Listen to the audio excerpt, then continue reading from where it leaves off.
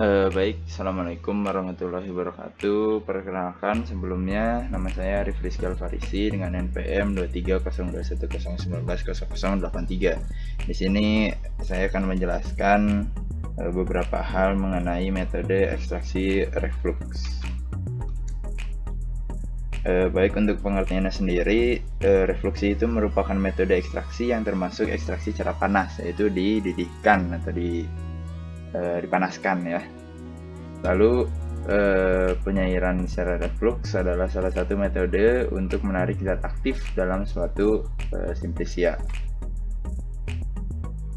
Jadi di sini ada alat reflux sendiri, di kanannya ada gambar ya si alat reflux. Jadi di alat reflux ini ada yang pertama itu tempat termometer untuk cek suhu, itu di sini. Ya, kalau misalkan kelihatan kursornya di labu ya, di labunya nanti ditempel si termometernya. Lalu yang kedua ada wadah untuk mendinginkan air, itu ini yang kotak yang airnya itu warna kuning. Dia memerlukan wadah ya buat dipanaskan ini airnya. Lalu ada kompor elektrik untuk memanaskan air yang ada di atasnya yang tadi sudah dijelaskan. Lalu ada penutup reflux untuk menghindari penguapan pelarut, itu ada di atas ini. Ini penutupnya biar tidak keluar ya pelarutnya. Lalu ada selang keluar air dari kondensor. Maaf, mungkin kondensor terlebih dahulu ya. Kondensor atau tempat pendingin uap ini yang tengah ini itu namanya kondensor. Lalu ada selang keluar air dari kondensor, itu bagian atas, dan selang masuk air ke kondensor dari bagian bawah. Jadi airnya masuk dari bagian bawah, keluarnya di atas.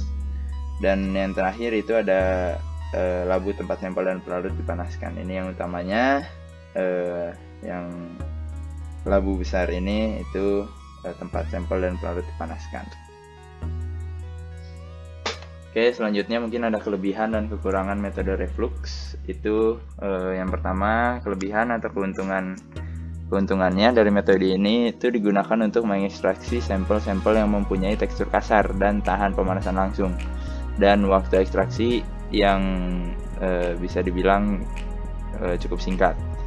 Dan kekurangan atau kerugiannya itu metode ini membutuhkan volume total pelarut yang cukup besar ya. Oke, selanjutnya ada syarat dari bahan sampel itu sendiri. Yang pertama itu tahan terhadap pemanasan langsung. Yang kedua umumnya bertekstur kasar seperti kayu atau lignum dan akar atau radix. Yang keempat itu bahan aktif yang diambil dari sampel tidak mudah menguap atau terurai oleh pemanasan. Dan yang terakhir itu sampel dipotong-potong atau dibuat serbuk kasarnya.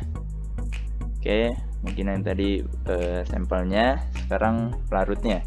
Jadi yang pertama jenis pelarutnya itu pelarutnya sesuai dengan senyawa yang ingin ditarik dari sampel. Yang kedua dapat digunakan pelarut yang mudah menguap. Ketiga umumnya cairan penyari organik. Dan yang keempat itu titik didihnya tidak terlalu rendah. Oke. Dan ini ada prinsip kerja dari reflux itu sendiri. Itu pertama bisa dibaca di bagian kiri atas.